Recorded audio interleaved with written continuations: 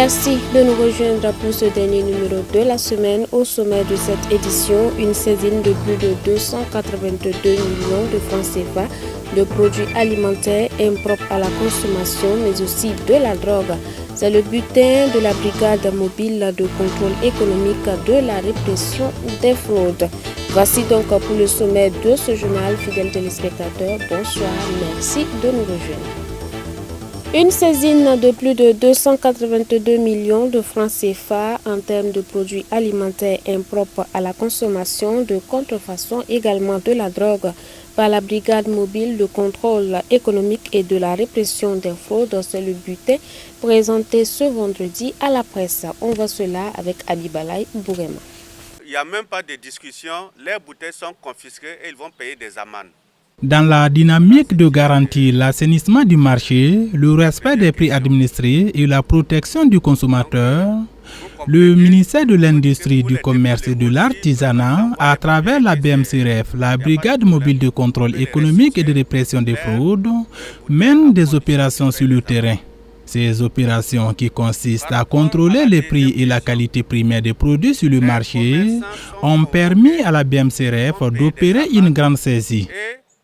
Les investigations menées par la BMCRF, ainsi que l'instruction des plaintes et dénonciations ont permis de poser des actions fortes.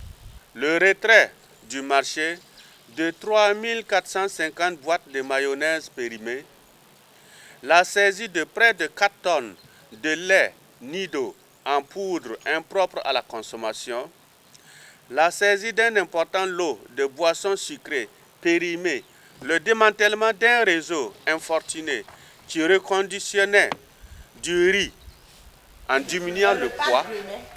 À ce titre, 14 tonnes de cette marchandise de qualité et poids falsifiés ont été saisies. La confiscation de près de 130 tonnes de farine de blé frauduleusement importée. La saisie de 15 552 tubes de pâte dentifrice contrefait de la marque Spearmint. La saisie de 82 320 boules de savon contrefait de la marque Syntex. La saisie de 14 420 litres de lubrifiant pour moteur, soit 721 bidons de 20 litres. En plus de la falsification et de la contrefaçon des produits alimentaires, certains commerçants s'adonnent aussi à une augmentation injustifiée du gaz butane, ce qui amène désormais le gouvernement à prendre des mesures. Depuis quelques années, les consommateurs peinent à s'approvisionner en gaz butane.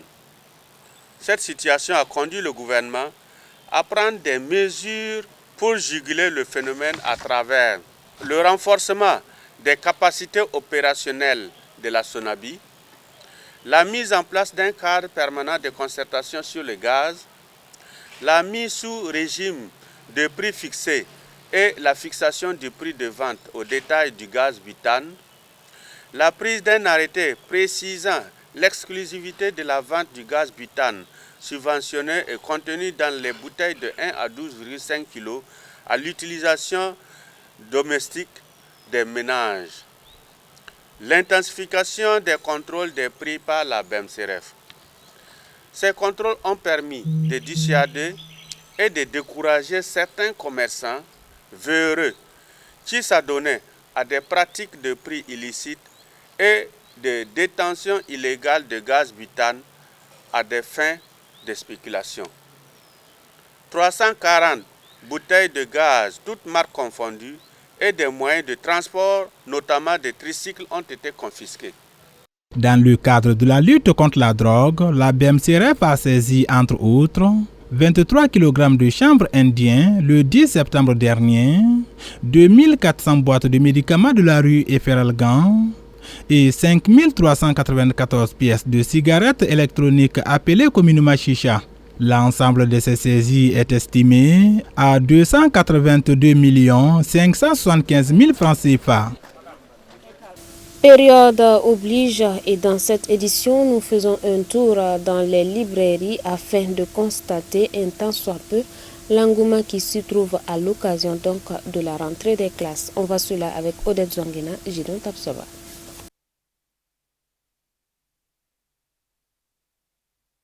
Nous sommes à moins d'une semaine de la rentrée scolaire et académique 2024-2025 et la saison des achats devrait battre son plein. Mais le constat est tout autre dans quelques librairies de la place que nous avons sillonnées dans la capitale burkinabé. Pour Dame Bernadette Ouetraogo, sa librairie enregistre peu d'affluence. Je trouve que l'année passée, à cette heure-là, on vendait mieux que cette année. Oui. Je pense que l'année passée, à cette heure-là, on avait déjà liquidé les commandes qui étaient là et puis on nous recommandait même encore les sacs, les cahiers, les livres, tout ça. Mais cette année-là, depuis la seule fois où on a fait les commandes, on n'a pas encore liquidé même tout ce qu'on a pris pour le moment.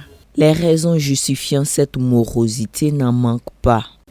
On peut dire que c'est la cherté de la vie, hein, et puis la situation du pays, tout ça. Bon, on trouve que les gens n'ont plus.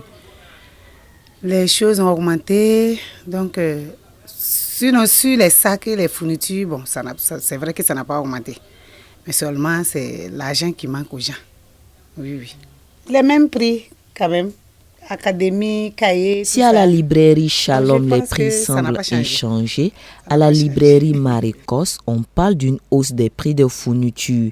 Et dans le souci d'y pallier, des réductions sont de mise pour encourager les potentiels clients. Le marché, vraiment, les temps sont durs cette année. Voilà, d'habitude, à cette période-là, il y a de l'engouement, mais cette année-là, compte tenu des circonstances, le marché est vraiment mou. Le marché est mou. On se demande même si on va s'en sortir. Bon, comme c'est une crise générale, on ne peut que s'en remettre à Dieu en entendant. Voilà. Sinon, actuellement, en tout cas, le marché est mou. Ça ne va pas. Les prix, ils sont en hausse on peut dire chaque année. Et il y a augmentation des prix chaque année. À chaque fois qu'on part à la librairie, à la grande librairie pour se ravitailler, on trouve qu'il y a un changement au niveau des prix. Voilà, donc bon, on fait avec. Tu pars payer cher. C'est à toi aussi de savoir comment faire pour t'en sortir. Toi aussi, tu ajoutes ce que tu peux ajouter. Mais pas trop, quoi. Parce que en tant que parent d'élève, tu payes cher. Ou bien tu vends trop cher, tu vas aller payer aussi trop cher à quelque part. Donc, tu fais de sorte que toi aussi, tu gagnes pour toi. C'est tout ce que nous faisons.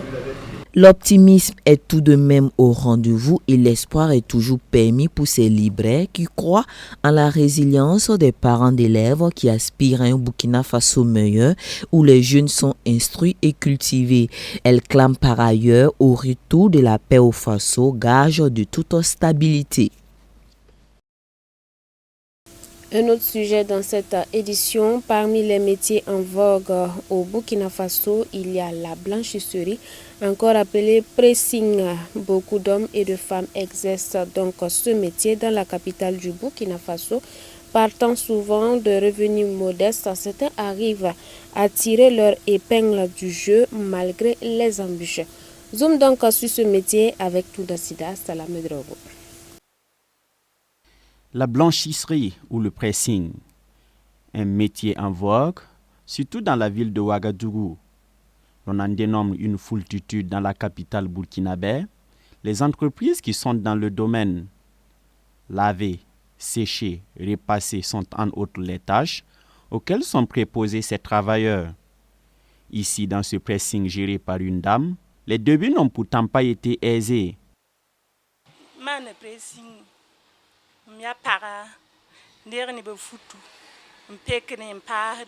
Je fais du pressing. Je suis une femme qui prend les habits des gens pour les laver et les repasser pour leur remettre. Au début, ce n'était pas facile. Quand je commençais, j'ai fait quasiment 1 à 2 ans et il n'y avait pas de clients. Je travaillais avec mon patron et je venais également ici. Je prenais mon salaire là-bas pour venir payer celui du jeune homme qui repasse dans mon pressing et payer aussi le loyer. Mais à partir de la 2e année, les clients ont commencé à nous faire confiance et à nous confier leurs habits.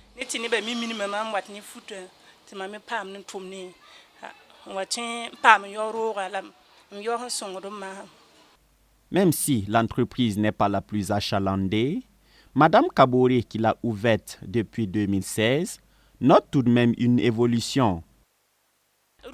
Actuellement, en tout cas, on rend grâce à Dieu. Ça vaut mieux qu'au début. C'est parce que les temps sont durs et il n'y a plus autant de clients qu'avant. Sinon, c'était bien.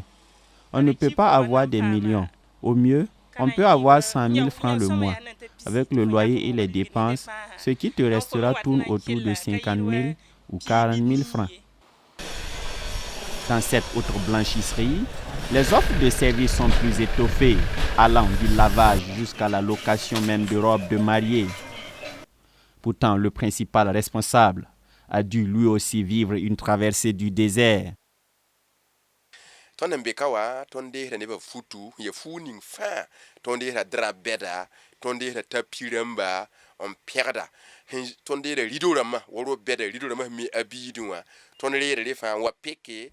Nous lavons toutes sortes d'habits, de gros draps, des tapis, les rideaux pour habiller les maisons.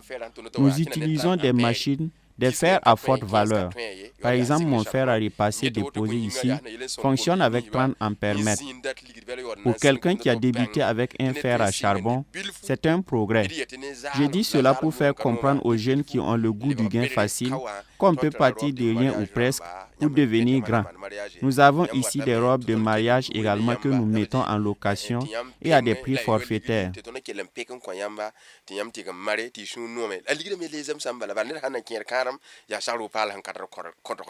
Le 21 avril 2000.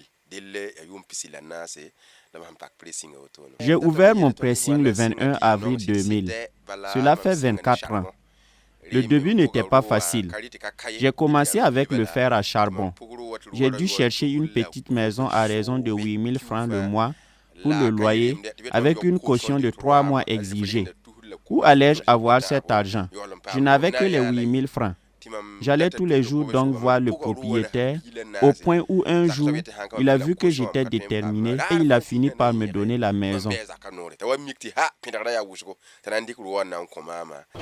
Les difficultés dans ce métier ne manquent certainement pas.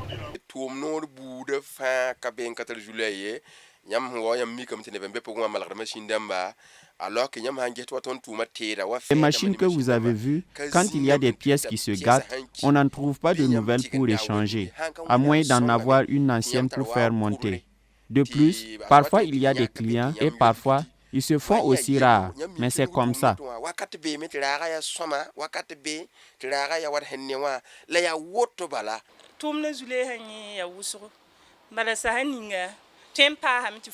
Il y a beaucoup de difficultés dans le métier.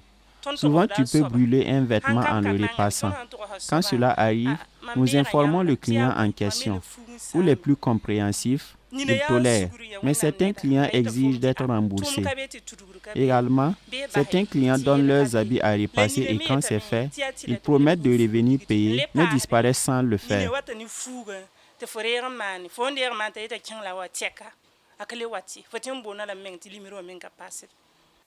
En dépit de cela, ces hommes et femmes du métier disent ne pas avoir à trop rougir. Nous ne pouvons pas dire que nous gagnons des millions, certes, mais sincèrement, si tu travailles et tu peux payer la scolarité de tes enfants, t'occuper des besoins de la famille et en plus, acquérir un moyen de déplacement, c'est digne d'action de grâce. Il y a également le véhicule pour les livraisons. Pour quelqu'un qui a commencé avec du charbon et qui était sur un simple vélo, on ne peut pas dire que le travail ne nourrit pas son homme. Ces deux acteurs du métier entendent continuer dans leur lancée pour satisfaire les hommes et femmes épris de coquetterie.